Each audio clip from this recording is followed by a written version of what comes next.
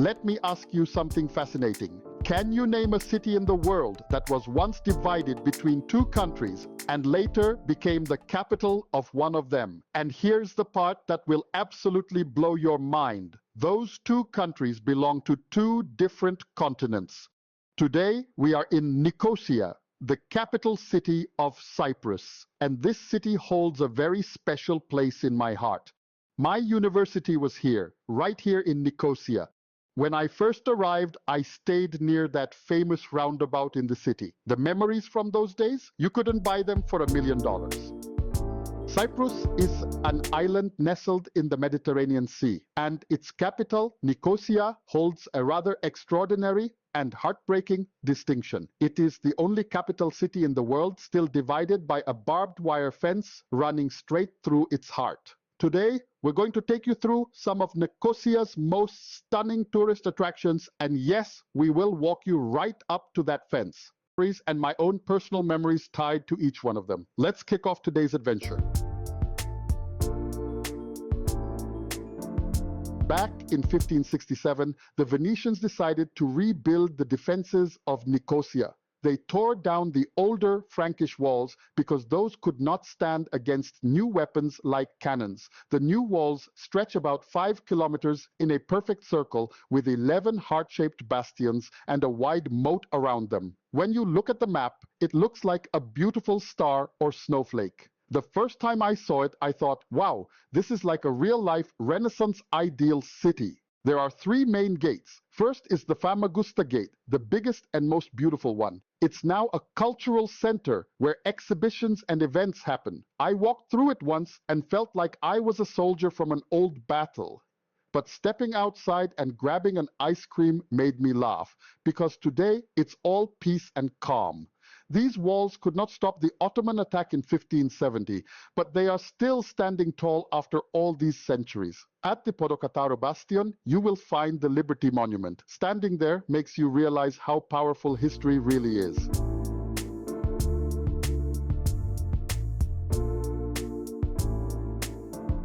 We are now standing at the stunning Eleftheria Square. This masterpiece was designed by the legendary Iraqi-British architect Zaha Hadid, one of the most celebrated architects the world has ever seen. The design is so futuristic, so bold, the moment you lay eyes on it, you feel like you're standing next to a spaceship. But that was intentional. Zaha Hadid's vision was to bring a modern, contemporary look to this square, without erasing even a trace of its deep historical soul. Here's something personal, though. When I first came to Nicosia, this entire space looked nothing like this. It was simply a small, quiet park. The transformation is extraordinary.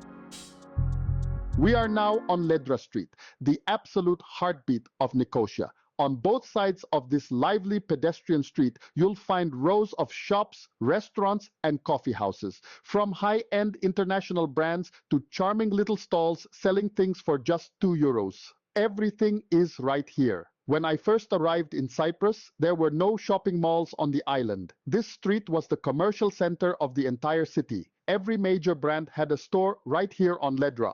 Locals, tourists, Europeans, Asians, Africans, everyone ended up on Ledra Street.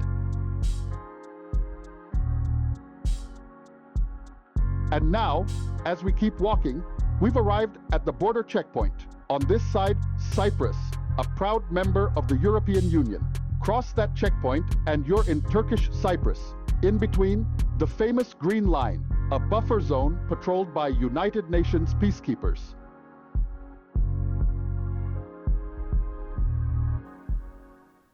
We are now at the Archbishop's Palace. The moment you step through the entrance, the first thing that commands your attention is the towering bronze statue of Makarios. Archbishop Makarios III was the first president of Cyprus. As the Archbishop, he served as the religious leader of the Orthodox Church, but he was also a revolutionary. In 1950, he led the Ioka Rebellion, a movement that sought to break free from British colonial rule and unite Cyprus with Greece. While that goal was never fully achieved, by 1960, Makarios became the president of the entire Republic of Cyprus.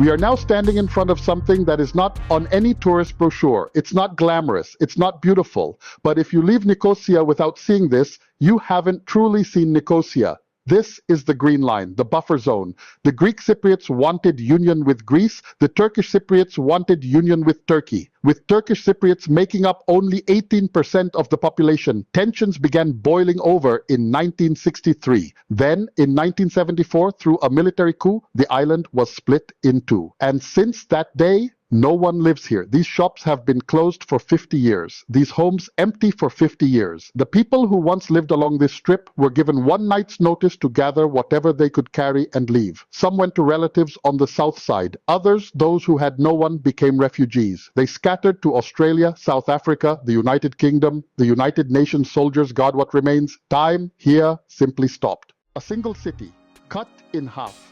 Two countries, two continents, one heartbeat. Now I want to hear from you. Out of everything we saw today, which place moved you the most? Tell me in the comments below. That's all for today, friends. It's time for me to head home.